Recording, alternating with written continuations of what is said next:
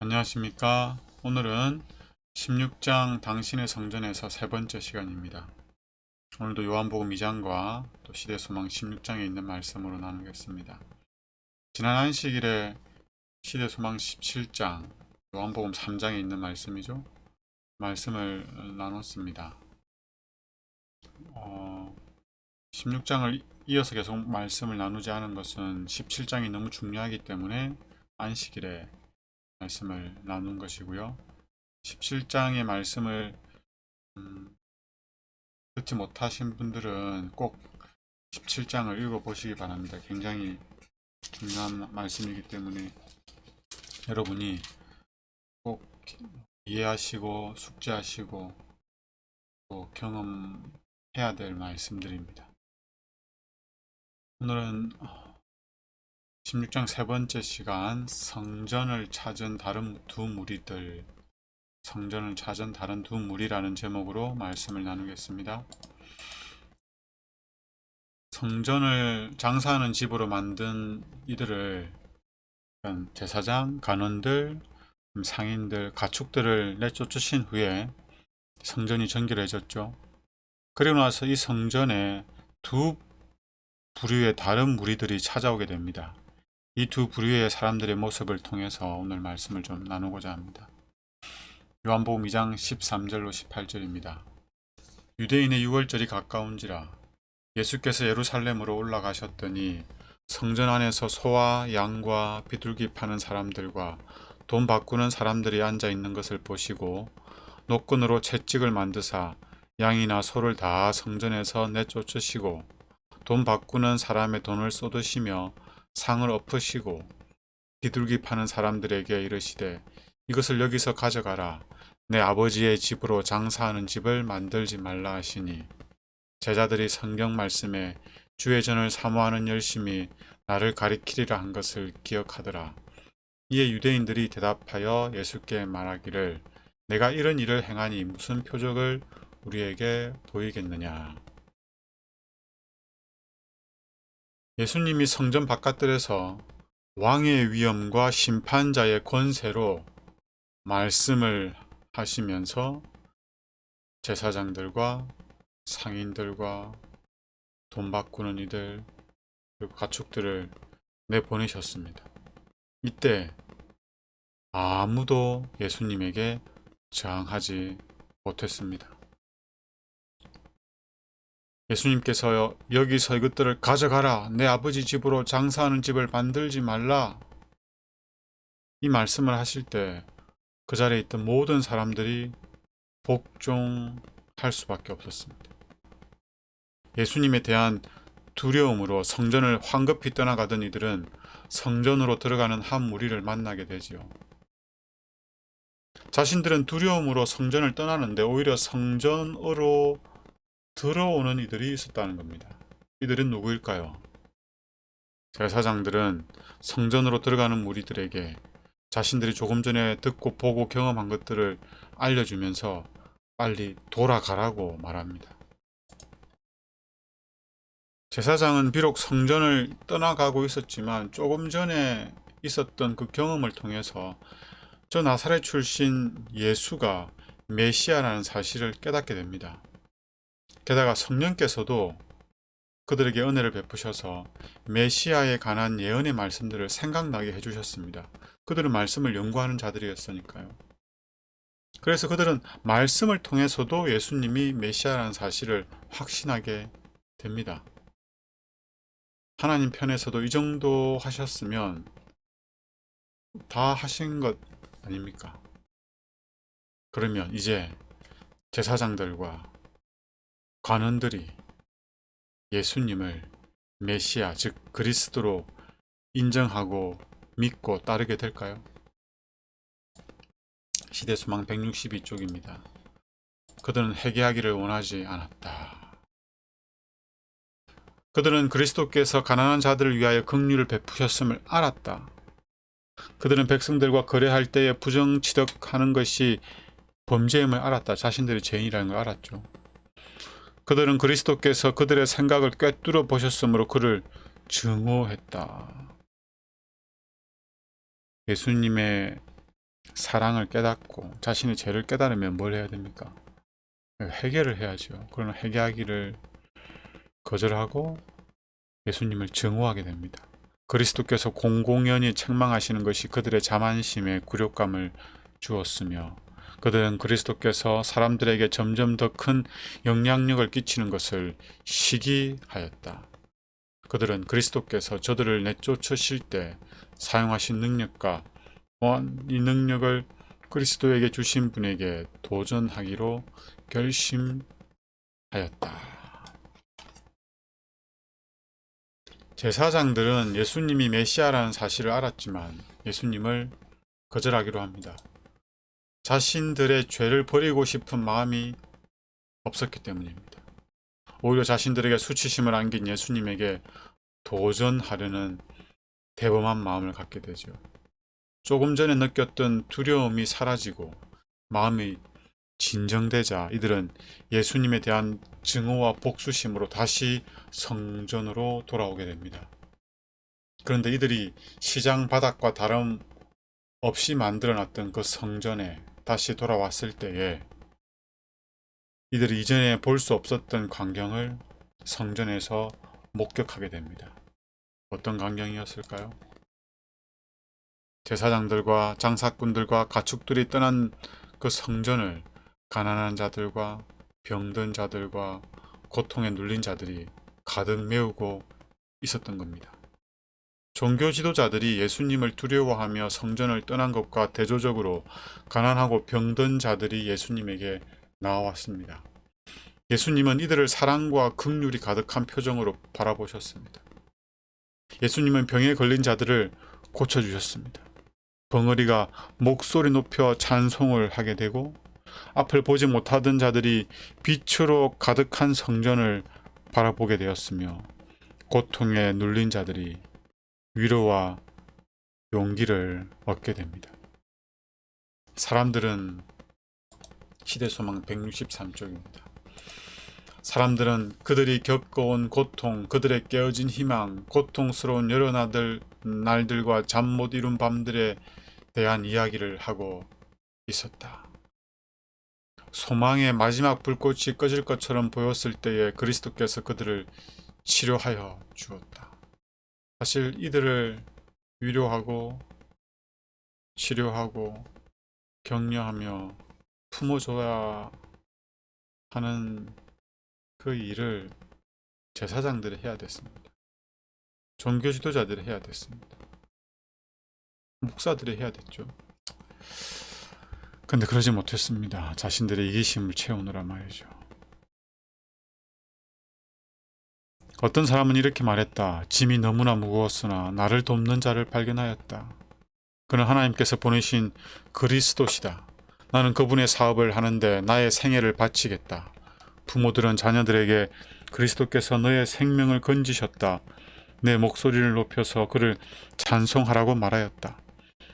유년들과 청소년들, 아버지들, 어머니들, 친구들과 목격자들이 목소리를 높여 모두어 감사의 찬송을 드렸다. 소망과 기쁨이 그들의 마음을 채웠다. 평화가 그들의 마음에 깃들었다. 그들은 심신을 치료받고 고향에 돌아가서 각처에서 예수의 비할 데 없는 사랑을 선전하였다. 이러한 아름다운 감격적인 놀라운 일들이 성전에서 일어나야 되는 거죠. 교회에서 일어나야 됩니다. 맞죠? 우리 교회에서도 그런 일들이 일어나면 좋겠습니다. 성전으로 돌아온 제사장들은 이 놀라운 광경을 직접 보게 됩니다. 어떤 광경이요? 놀라운 광경이요. 이것이 왜 놀라운 광경인가 하면 예수님이 이적을 베푸신 것도 놀랍긴 하지만 사실 이 광경은 이사야의 메시아의 예언을 문자적으로 성취한 것이기 때문입니다. 이사야서 61장에 이런 말씀이 있습니다. 주 여호와의 영이 내게 내리셨으니 이는 여호와께서 내게 기름을 부으사 가난한 자에게 아름다운 소식을 전하게 하려 하심이라. 나를 보내사 마음이 상한 자를 고치며 포로된 자에게 자유를, 갇힌 자에게 노임을 선포하며 여호와의 은혜의 해와 우리 하나님의 보복의 날을 선포하여 모든 슬픈 자를 위로하되. 이 내용을 시대소망 163쪽에는 다음과 같이 기록하고 있습니다. 제사장들과 성전 관리인들이 이 위대한 사업을 목격하였을 때에 그들의 귀에 들려온 소리는 얼마나 아름다운 놀라운 계시였던가. 계시요, 계시. 그들은 예수님이 하시는 일을 바라보고 놀랐으며 메시아에 관한 예언의 말씀이 예수에게서 성취되었음을 깨달았다. 가난한 자들과 병든 자들과 고통에 눌린 자들이 예수님을 통하여 고침을 받고 위로를 받고 자유를 얻게 됩니다. 이들은 하나님을 찬양하며 예수님을 그리스도라고 고백하였습니다. 하지만 제사장들과 관원들은 예수님이 그리스도라는 분명한 증거가 있었음에도 불구하고 가난하고 병든 자들보다 더 확실한 증거를 가졌음에도 불구하고 예수님을 거절하게 됩니다. 그리고 예수님에게 나와 다음과 같은 질문을 하며 자신들의 불신을 드러내게 됩니다. 요한복음 2장 18절입니다.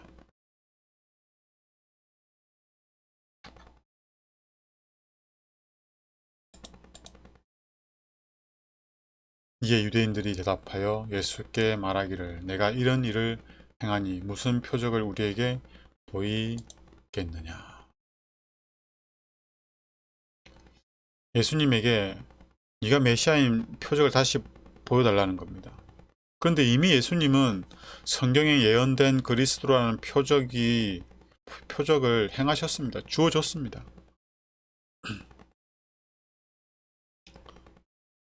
이번에 아마 예수님이 표적을 보여주더라도 그들은 예수님을 믿지 않을 것입니다. 받아들이지 않을 것입니다. 표적을 보고 예수님을 믿을 거였으면 이미 성전 정결하시는 예수님의 모습과 가난하고 병든 자와 고통 눌린 자들을 치유하시고 회복시키시고 그들을 위로하시는 예수님의 모습을 보면서 이미 믿었을 겁니다. 그러나 이들이 다시 표적을 보여달라고 하는 건 예수님을 믿지 않겠다는 것을 그냥 우회적으로 표현한 겁니다. 그래서 예수님이 표적을 보여주지 않죠. 이제 이 말씀은 또 다음 시간에 좀 말씀을 더 나누도록 하겠습니다. 성전에는 예수님에게 다시 표적을 달라며 예수님을 부인한 한 부류의 사람과 예수님을 그리스도로 믿고 찬양하던 한 부류의 사람이 있었습니다. 이렇게 성전에는 두 부류의 사람이 있었어요. 이처럼 교회에도 두 부류의 사람들이 있을 수 있을까요? 네, 있습니다. 그렇게 될 거라고 성경은 예언하셨고 예수님도 여러 비유를 통해서 그렇게 설명을 하셨습니다. 교회 안에 있는 두 부류의 사람들을 마태복음 25장에 보면 미련한 처녀와 슬기로운 처녀, 충성된 종과 무익한 종, 이건 달란트 비유죠. 미련한 처녀와 슬기로운 처녀는 어디서 나오죠? 네, 열처녀의 비유에 대해서 나옵니다. 그리고 양과 염소의 비유도 마태복음 25장에 나오죠.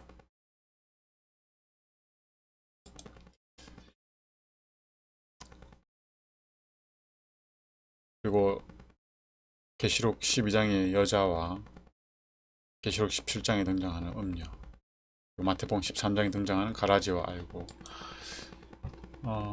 이 모든 비유와 상징은 교회 밖에 있는 세상 사람들을 두고 한 게 아니에요. 교회 안에 있는 사람들을 두고 말씀하신 겁니다. 교회 안에 이 두 부류의 사람들이 있을 것을 예수님이 말씀하신 것입니다. 예수님에 대한 태도로 성전 안에 있는 사람들의 무리가 나뉘게 됩니다. 두 무리로 나뉘게 되죠. 이처럼 교회 안에 있는 사람들도 예수님에 대한 태도로 두 무리로 나뉘게 될 것입니다. 이것은 부인할 수 없는 사실입니다. 성경에 너무나 분명하게 기록되어 있기 때문이죠. 그래서 우리가 어느 편에 서든 두 무리 중에 한쪽 편에 포함될 거라는 겁니다. 우리는 어느 편에 서 있습니까? 저를 포함해서 적지 않은 사람들이 예수님 당시 제사장과 바리새인들을 좀 부정적으로 생각하고 이해하지 못할 것으로 생각하고, 나도 아니 내가 그 당시에 있었다면 그렇게 하지 않았을 것처럼 생각을 합니다. 저는 그렇게 생각을 했어요. 예수님이 그리스도라는 증거를 보고 듣고 경험하였음에도 불구하고 어떻게 예수님을 거절할 수 있는지 이해가 안 되는 거예요. 어떻게 종교 지도자들이 앞장서서 예수님을 십자가에 못 박을 수 있는지 그건 이해가 안 되죠. 비난받아 마땅한 겁니다. 근데 흥미로운 사실은 예수님 당시 유대인들 있죠. 즉 종교 지도자들, 그들도 구약 선지자들을 죽인 조상들을 보면서 그렇게 생각했습니다. 내가 우리 조상들이 살았던 그 시대에 살았더라면 나는 우리 조상들처럼 선지자들을 죽이지 않았을 것이야 라고 생각했다는 거예요.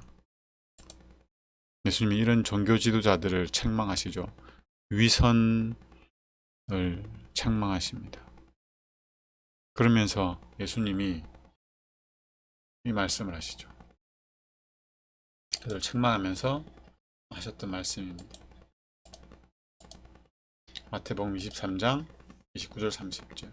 와 있을진저 외식하는 서기관들과 바리새인들이여, 너희는 선지자들의 무덤을 만들고 의인들의 비석을 꾸미며 이르되 만일 우리가 조상 때 있었더라면 우리는 그들의 선지자의 피를 흘리는데 참여하지 아니하였으리라 하니.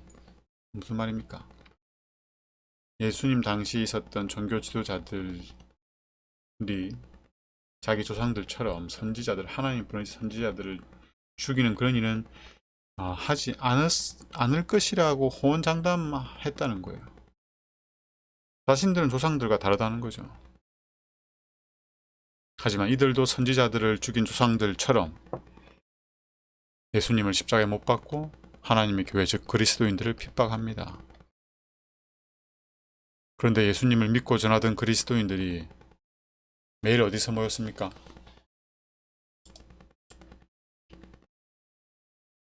서기관과 바리새인들, 제사장들처럼 성전에 모였습니다. 성전에.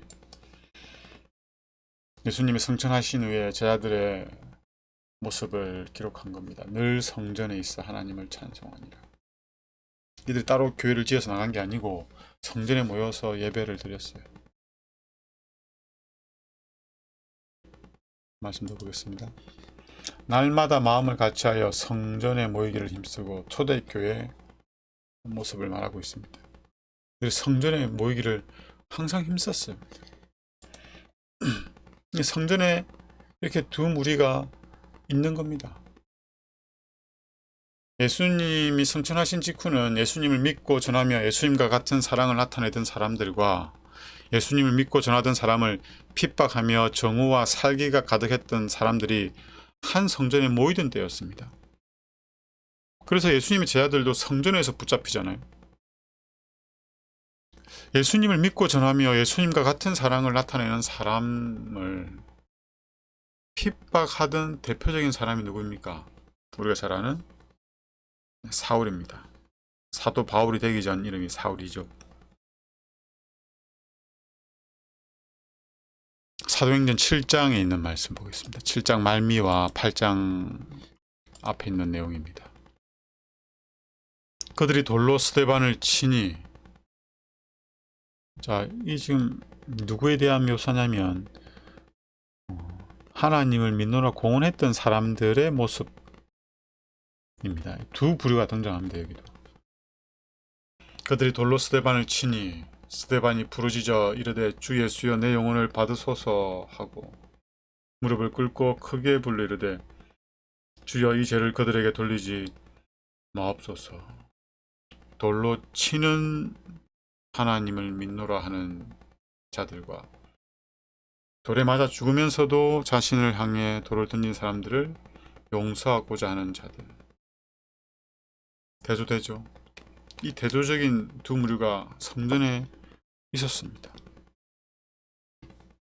8장 1절 사울은 그가 죽임 당함을 마땅히 여기더라. 어떻게 스데반이 죽는 것이 당연하다고 생각할 수가 있습니까? 사울은 교회에서도 정말 열심히 있는 사람이었습니다. 그런 사람이 어떻게 이런 마음을 품을 수가 있죠? 그날에 예루살렘에 있는 교회에 큰 박해가 있어 사도 외에는 다 유대와 사마리아와 모든 땅으로 흩어지니라. 경건한 사람들이 스데반을 장사하고, 경건한 사람들이 나오죠. 그들은 스데반을 장사하고 울었습니다. 한쪽은 죽임 당함을 마땅히 여기고 한쪽은 울고. 사울이 교회를 잔멸할새 각 집에 들어가 남녀를 끌어다가 옥에 넘기니라. 초대교회를 핍박하던 이들의 모습과 핍박을 받던 스데반의 모습은 완전히 다르죠. 돌을 든 이들은 악이 가득했고 스데반의 얼굴은 천사의 얼굴과 같았습니다. 우리는 누구와 닮았습니까? 스데반이 도대체 무슨 죄를 지었다고 돌에 맞아 죽어야 합니까? 돌에 맞아 죽는 사람이나 돌을 던져 죽이는 사람이나 이들 모두 다 하나님의 성전에서 하나님을 믿노라 공언하고 성경을 읽고 가르치고 안식일을 지키던 사람들입니다. 신기하죠? 어떻게 하나님을 믿는 사람이 저렇게 잔인해질 수가 있는 걸까요? 이해가 되지 않습니다. 우리는 누구와 닮았습니까? 그리스도인들을 핍박하던 유대인들을 닮았습니까? 스데반을 닮았습니까? 위협과 살기가 가득하면서도 종교적인 열심이 있었던 바울과 우리가 닮았습니까? 아니면 바울하고 우리는 완전 다릅니까? 엊그제 울산의 다른 교회 목사님과 이야기를 나누던 중에 뒤늦게 교회로 돌아온 한 집사님의 이야기를 들었습니다. 이 집사님이 20대 초반에 교회를 떠나서 30대 중반에 다시 교회로 돌아왔다고 합니다. 왜 교회를 떠나셨을까요? 아버지를 보면서, 교회 다니는 아버지를 보면서 교회를 다니면 안 되겠다는 생각이 들었다고 합니다. 아버지께서는 교회 굉장히 열심히 했다고 합니다. 그래서 자녀들도 교회 꼭 데려가려고 했고요. 근데 이 아버지가 교회와 가정에서 너무 다른 모습을 보여주셨다고 합니다. 아들이 교회에 가지 않겠다고 하면 어떻게 해야 합니까? 자녀들이 교회 가지 않겠다고 하면 어떻게 해야 됩니까? 이 아버지가 화를 내셨다고 합니다.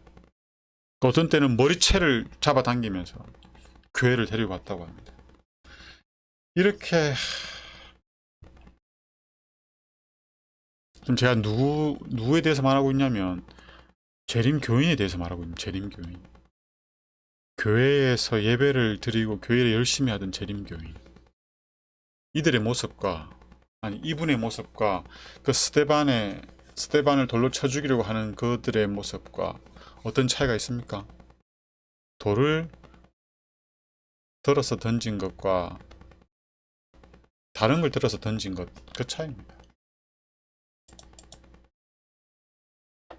다시 한번 볼까요? 이 말씀 하나 더 보겠습니다. 사울에 관한 내용이죠. 사울이 주의 제자들에 대하여 여전히 위협과 살기가 등등하여. 교인이잖아요. 성전에서 예배를 드리던 자입니다. 하나님을 믿고 따르던 자입니다. 근데 어떻게 살기가 등등할까요? 위협이 등등할까요? 어떻게 이럴 수가 있습니까? 남녀를 막론하고 결박하여 예루살렘으로 잡아오려 함이라.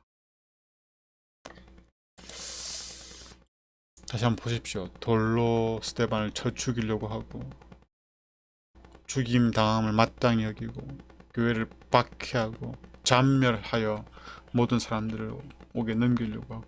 교인이잖아요, 교인. 어떻게 이럴 수가 있을까요? 반면에 똑같은 교인인데 스데반은 그들을 용서하기 위해 하나님께 기도하고, 그리고 스데반의 죽음을 당연하게 여기는 게 아니고 안타깝게 여기며 슬퍼하던 자들도 있었습니다.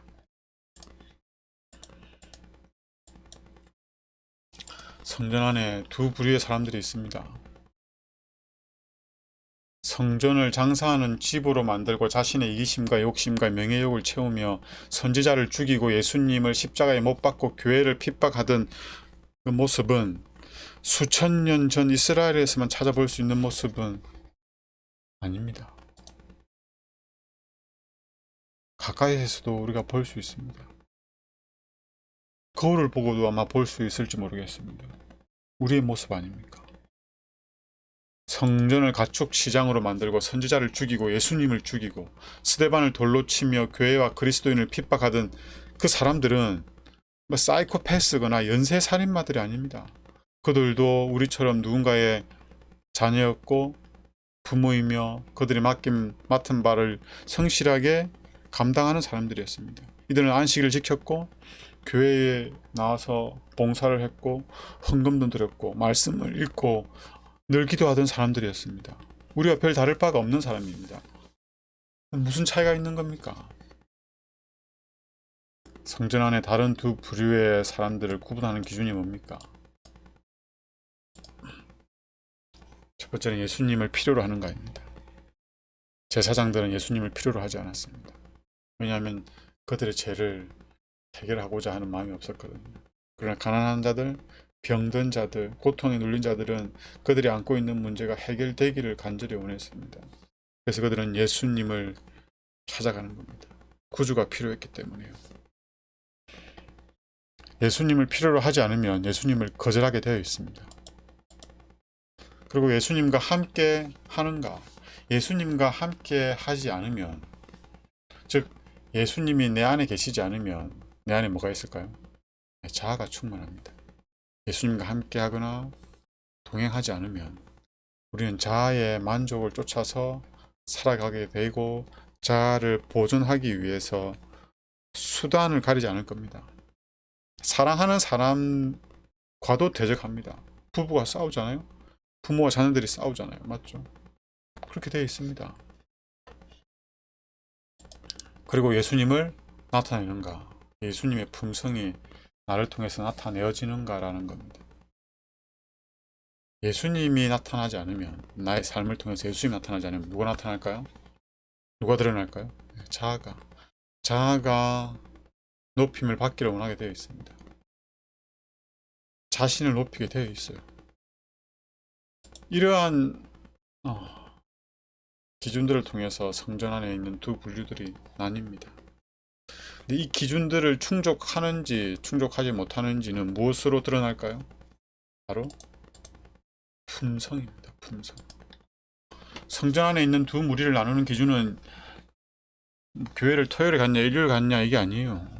교회를 다녔냐, 예배를 드렸냐, 헌금을 냈냐, 봉사를 했냐, 전도를 했냐, 전도지를 뿌렸냐, 뭐 이걸로 나뉘는 게 아닙니다. 그들의 품성이 어떠한가를 통해서 나뉘는 겁니다.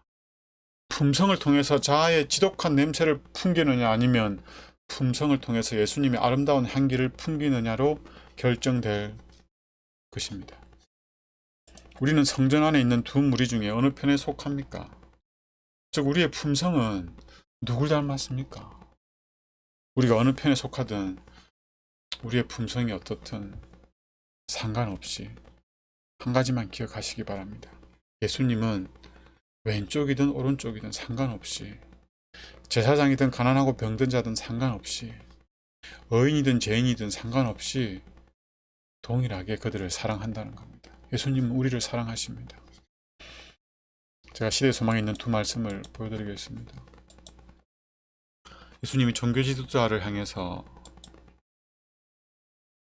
이런 마음을 가지셨어요. 그리스도께서는 무서워 도망가는 사람들을 매우 측은하게 바라보시고 불쌍히 여기셨다. 성전을 시장으로 만든 그런 사람들에게 예수님께서 어떻게 하셨어요? 측은하게 바라보시고 불쌍히 여기셨습니다. 그리고 가난하고 병든 자들을 예수님이 어떻게 바라보셨어요? 예수께서는 눈물로, 그리고 온유한 어머니의 긍휼보다 더 큰 긍휼을 가지고 고통당하는 이들을 굽어 살펴보셨습니다. 예수님은 차별하지 않으십니다. 예수님을 십자가에 못 박고자 하는 유대인들이나 십자가 밑에서 예수님을 동정하며 우는 자들이나 예수님은 동일하게 사랑하십니다. 그런데 이 유대인들은 예수님의 이 사랑을 끝까지 거절하게 되죠. 그런 유대인이라도 예수님은 사랑하셨습니다. 유대인들 향한 예수님의 안타까운 마음을 마태복음 23장에 기록하고 있습니다. 예루살렘아, 예루살렘아, 선지자들을 죽이고 내게 파송된 자를 돌로 치는 자여, 암탉이 그 새끼를 날개 아래 모음같이 내가 내 자녀를 모으려 한 일이 몇 번이냐. 그러나 너희가 원치 아니하였도다.